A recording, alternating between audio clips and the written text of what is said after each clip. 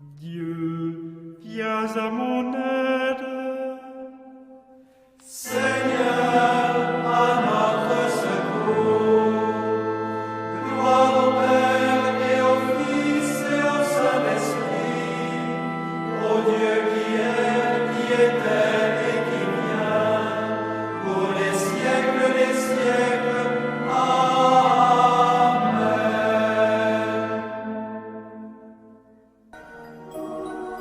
L'ange du Seigneur apporta l'annonce à Marie.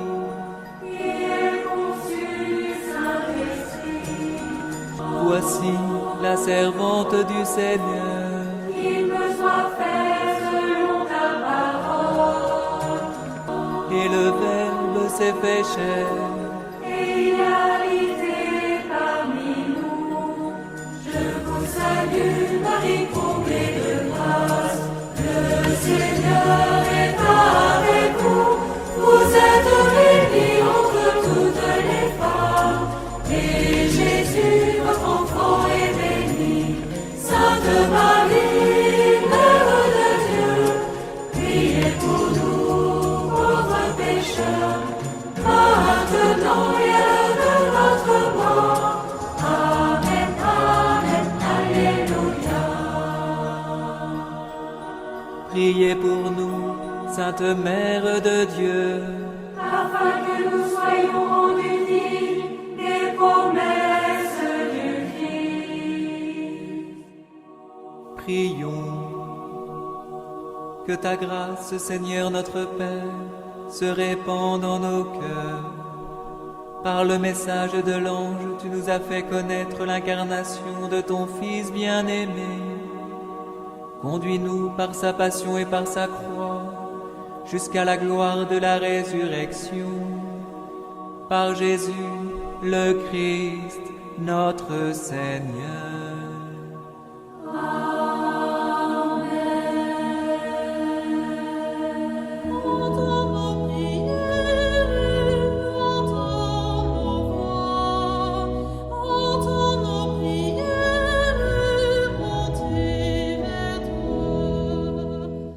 Seigneur, dans le silence de ce jour naissant, je viens te demander la paix, la sagesse, la force.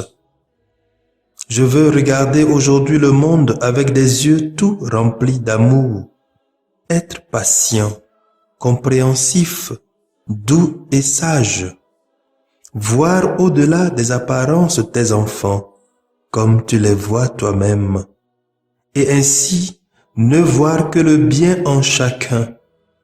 Ferme mes oreilles à toute calomnie. Garde ma langue de toute malveillance. Que seules les pensées qui bénissent demeurent en mon esprit. Que je sois si bienveillant et si joyeux, que tous ceux qui m'approchent sentent ta présence. Revêts-moi de ta beauté, Seigneur, pour qu'au long de ce jour, je te révèle. Amen.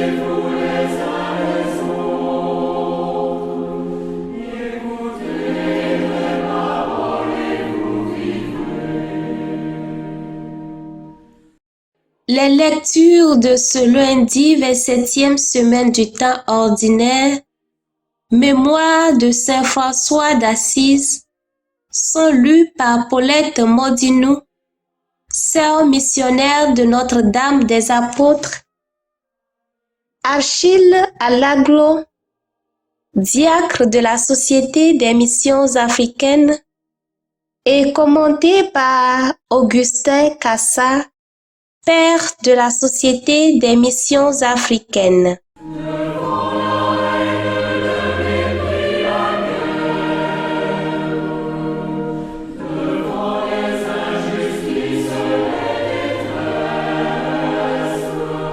Au milieu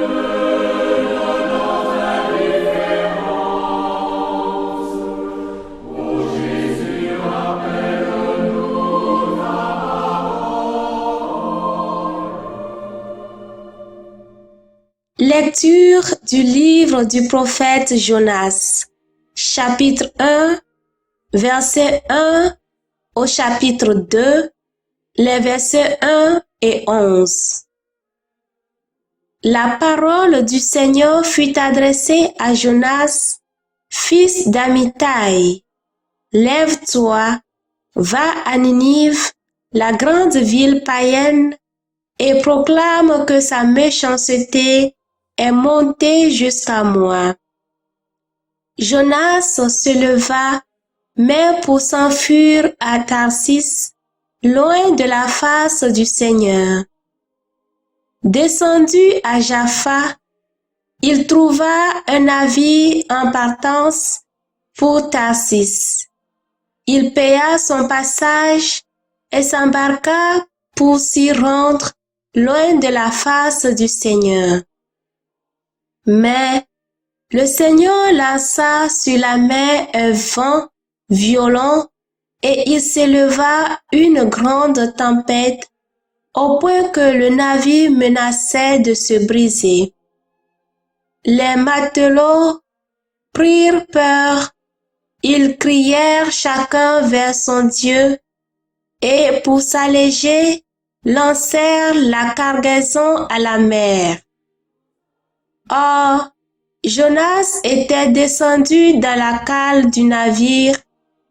Il s'était couché et dormait d'un sommeil mystérieux. Le capitaine alla le trouver et lui dit, « Qu'est-ce que tu fais? Tu dors? Lève-toi, invoque ton Dieu. Peut-être que ce Dieu s'occupera de nous pour nous empêcher de périr. » Et les matelots se disaient entre eux, « Tirons au sort pour savoir à qui nous devons ce malheur. » Ils tirèrent au sort et le sort tomba sur Jonas. Ils lui demandèrent, « Dis-nous donc d'où nous vient ce malheur. Quel est ton métier? D'où viens-tu? Quel est ton pays? De quel peuple es-tu? » Jonas leur répondit, « Je suis hébreu, moi. Je crains le Seigneur, le Dieu du ciel, qui a fait la mer et la terre ferme. » Les matelots furent saisis d'une grande peur et lui dirent, « Qu'est-ce que tu as fait là? » Car ces hommes savaient, d'après ce qu'il leur avait dit, qu'ils fuyaient la face du Seigneur. Ils lui demandèrent, « Qu'est-ce que nous devons faire de toi pour que la mer se calme autour de nous? » Car la mer était de plus en plus furieuse. Il leur répondit, « Prenez-moi, jetez-moi à la mer, pour que la mer se calme autour de vous. Car je le reconnais, c'est à cause de moi que cette grande tempête vous assaille. » Les matelots ramèrent pour regagner la terre, mais sans y parvenir, car la mer était de plus en plus furieuse autour d'eux. Ils invoquèrent alors le Seigneur. « Ah, Seigneur, ne nous fais pas mourir à cause de cet homme et ne nous rends pas responsables de la mort d'un innocent, car toi, tu es le Seigneur. Ce que tu as voulu, tu l'as fait. » Puis ils prirent Jonas et le jetèrent à la mer. Alors, la fureur de la mer tomba. Les hommes furent saisis par la crainte du Seigneur. Ils lui offrirent un sacrifice accompagné de vœux. Le Seigneur donna l'ordre à un grand poisson d'engloutir Jonas. Jonas demeura dans les entrailles du poisson 3 jours et 3 nuits. Alors le Seigneur parla au poisson et celui-ci rejeta Jonas sur la terre ferme. Parole du Seigneur, nous rendons grâce à Dieu.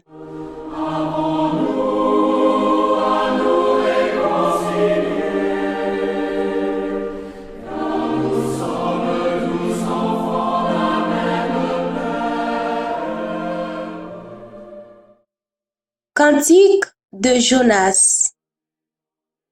Tu retires ma vie de la force,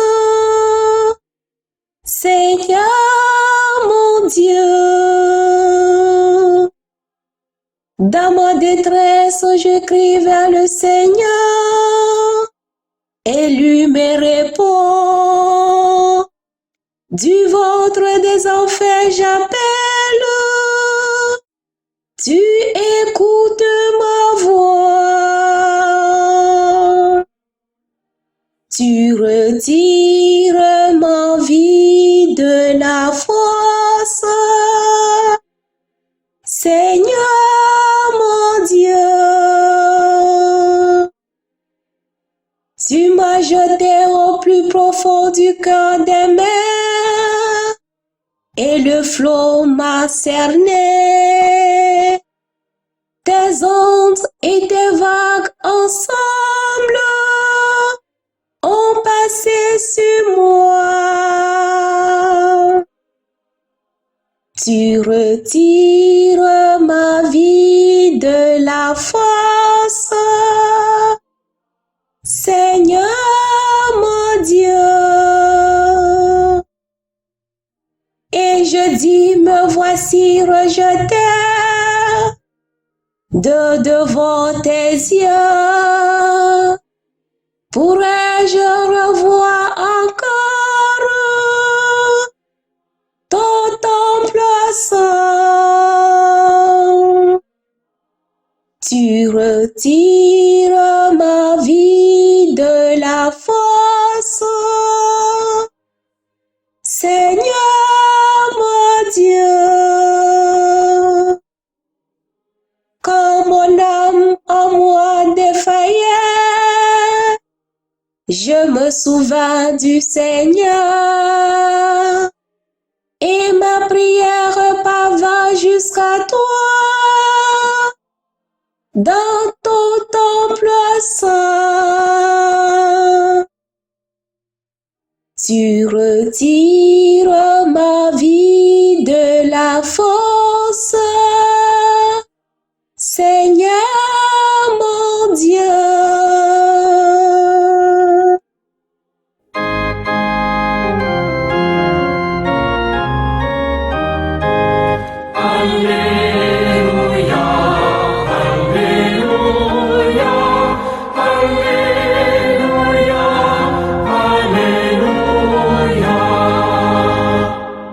Je vous donne un commandement nouveau, dit le Seigneur.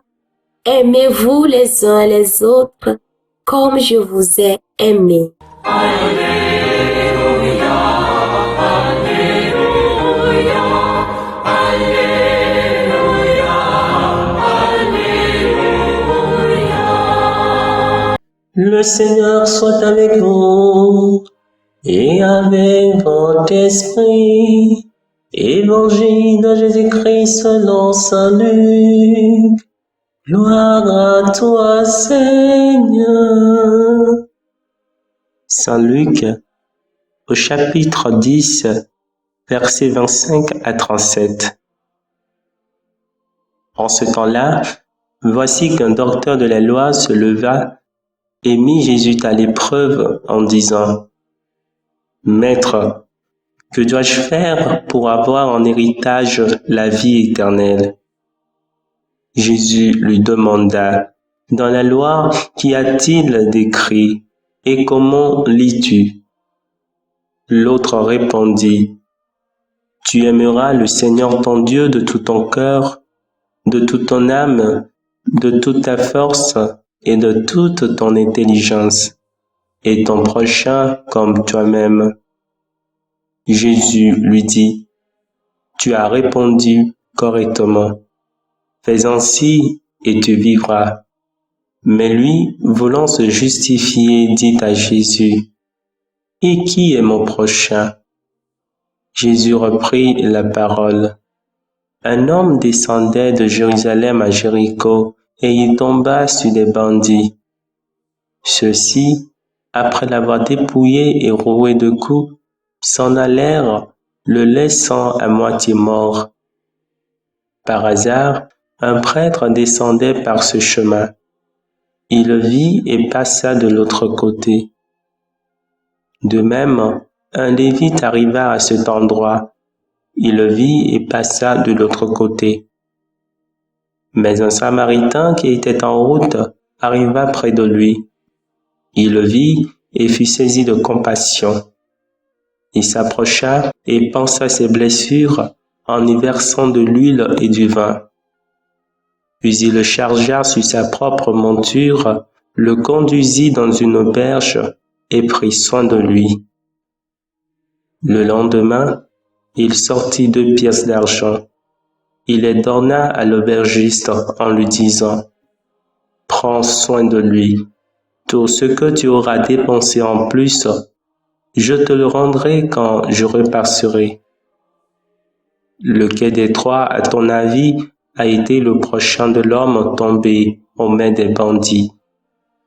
Le docteur de la loi répondit, « Celui qui a fait preuve de pitié envers lui. » Jésus lui dit, « Va, et toi aussi, fais de même. » Acclamons la parole de Dieu. Louange à toi, Seigneur Jésus.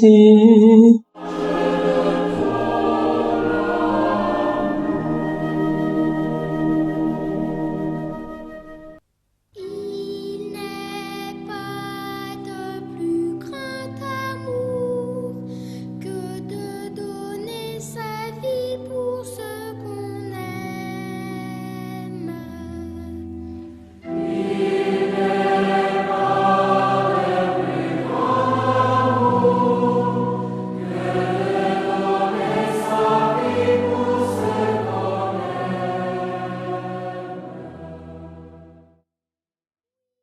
Qui donc est mon prochain? Voici la question qu'un docteur de la loi pose à Jésus. Jonas, dans la première lecture, refuse sa mission parce qu'elle lui semble illogique. Jusqu'ici, un prophète juif a toujours été envoyé envers ses frères et sœurs, son prochain juif, ou envers quelqu'un, un roi, qui a pouvoir de rendre son frère ou sa sœur ou son prochain juif sa liberté. Alors quand Dieu envoie Jonas à Ninive, il refuse d'y aller parce que les habitants de Ninive ne sont pas juifs. Les habitants de Ninive ne sont pas le prochain de Jonas. Pour s'enfuir de la présence de Dieu, Jonas se met sur une barque qui a des matelots païens. Quand la tempête s'élève sur la mer, ceux-ci se sentent responsables de la sécurité et du bien-être de Jonas. Ils lui demandent de prier. Et même quand il leur dit la vérité, ils ne le jettent pas immédiatement à la mer. Ils essayent de ramer pour arriver sur la terre ferme. Des païens se préoccupent du bien-être d'un prophète juif, Jonas, qui auparavant refusait de se préoccuper du salut des païens. Dans l'Évangile, c'est un Samaritain qui se préoccupe du bien-être d'un juif gisant et mourant dans son sang. Le message des lectures d'aujourd'hui est très clair. Qui vit et survit de l'amour de Dieu, qui aime toute l'humanité, donne l'amour à toute l'humanité qui est toujours le prochain. Que Dieu bénisse sa parole dans notre cœur. Amen.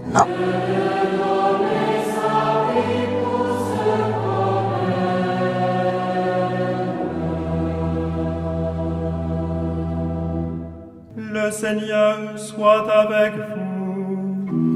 Et avec votre esprit. Que Dieu Tout-Puissant vous bénisse, le Père, le Fils et le Saint-Esprit. Amen.